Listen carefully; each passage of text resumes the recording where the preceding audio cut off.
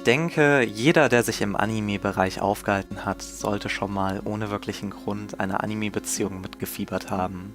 Aber was genau macht, dass ein Romance-Anime genau dieses Gefühl vermittelt?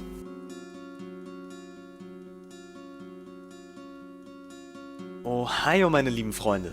Um die eingangs erwähnte Frage, was ein Romance-Anime ausmacht, zu lösen, habe ich mir die Anime Toradora und Golden Time genauer angeschaut, da die beiden als sehr starke Romance-Titel angesehen werden.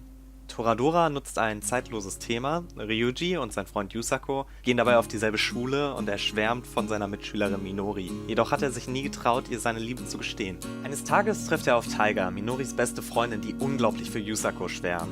Auch wenn die beiden sich anfangs nicht ausstehen konnten, haben sie sich dennoch entschlossen, einander zu helfen, um ihre Träume zu verwirklichen. Doch nach und nach entwickelten sie auch Selbstgefühle füreinander. Somit zeigt Toradora, wie unberechenbar Liebe sein kann und schafft mithilfe der anfangs sehr lustigen Geschichte eine wirklich mitreißende Liebesgeschichte zu erzählen, die vor allem Richtung zweite Hälfte einen echt mitnehmen kann.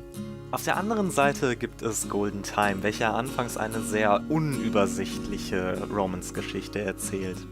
Banri, der Protagonist, hatte aufgrund eines Unfalls sein Gedächtnis verloren. Er entschied sich daraufhin aufgrund des Drucks, ausgehend von seiner Familie, dass sein altes Ich zurückkommen könnte, eine Privatschule in Tokio zu besuchen. Dort findet er in Mitsu seinen ersten Freund und die beiden schaffen es gerade so rechtzeitig zum ersten Tag zu erscheinen, doch vor der Schule wartet Koko, Freundin und Kindheitsfreundin von Mitsu, die er versucht zu umgehen, da ihr ständiges verfolgendes Verhalten ihm zur Last fällt. Auch wenn Banri ihm hilft, ihr ungesehen zu entkommen, hat er Mitleid mit ihr und befreundet sich auch nach und nach mit dieser. Doch seine Gefühle für sie werden stärker. Da hilft es auch nicht, dass er auf ein Mädchen trifft, welches in der Vergangenheit der Schwarm von Banri war, an den er sich aufgrund des Gedächtnisverlusts jedoch nicht erinnern kann. Vor allem Golden Time zeigt, dass eine Beziehung nicht nur aus schönen Zeiten besteht und es Hoch und Tiefs gibt, bei denen man mit seinem Partner zusammenarbeiten muss. Wenn man die beiden Serien nun vergleicht, fallen direkt einige Gleichheiten auf. Beide besitzen mehrere tiefere Charaktere, die eine Daseinsberechtigung in der Welt haben, was auf ein gutes Character-Writing hinweist. Wir haben eine kleine Freundesgruppe, die über den Verlauf der Geschichte näher zusammenwächst und eine romantische Beziehung, die durch Fortschritte und Niederschläge gestärkt wird. Die Zielgruppe beider Serien richtet sich an Jugendliche und junge Erwachsene, also Personen, die ein Interesse an einer Beziehung entwickeln oder schon entwickelt haben. Dies macht es einfacher, sich jeweils in die Lage der Protagonisten zu projizieren, wodurch der Zuschauer viel mehr in die Welt des Animes eintaucht. Und genau hier setzt auch das gute Character Writing ein. Als Zuschauer fühlt man sich nicht nur, als würde man sich Tag für Tag anschauen, wie irgendwelche Personen einen Gegner besiegen, sondern man wächst zusammen mit den Charakteren. Das führt zu einer emotionalen Bindung. Man freut sich, wenn alles gut ist und wird auch leicht frustriert, wenn nicht alles rund läuft. Der Zuschauer wächst dabei mit den Charakteren mit, da er miterlebt, wie diese teilweise alltägliche Probleme lösen.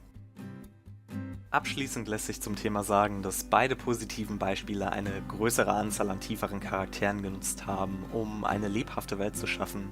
Diese Charaktere hatten Fehler und Probleme, wie man sie auch bei normalen Menschen erwarten würde. Der Zuschauer fühlt sich daher mehr in die Welt eingebunden, da er anfangen kann, sich als Teil der ihm präsentierten Gruppe zu fühlen. Das heißt nicht, dass zum Beispiel ein Katanagatari keine gute Romance-Geschichte haben kann, nur weil der Protagonist übertrieben stark dargestellt wird. Die Welt, in der sich dieser Charakter aufhält, muss dies jedoch unterstützen, sodass es glaubhaft ist. Die verschiedenen Charaktere müssen Fehler haben, diese lösen, neu finden und daran wachsen, damit der Zuschauer sich diesen emotional annähert und nicht von ihnen denkt, dass sie perfekt seien. Und es kann auch gut sein, dass du die Romanze in Ourin magst oder vielleicht die Beziehung von Shu und Inori aus Guilty Crown oder die von Asuna und Kirito aus Sword Art Online. Auch wenn ich kein Fan dieser Serien bin. Es zählt nicht, was ich alles erkläre. Das Einzige, was zählt, ist, dass du die Beziehung, die dir präsentiert wird, genießt. Dass du in diesen einen Klick spürst, der jede Filler-Episode rechtfertigt. Romance-Anime sollten widerspiegeln, was du magst. Deine Gefühle, deine Träume. Denn genau das ist es, was Romance-Anime ausmacht. Sie handeln vom Träumen.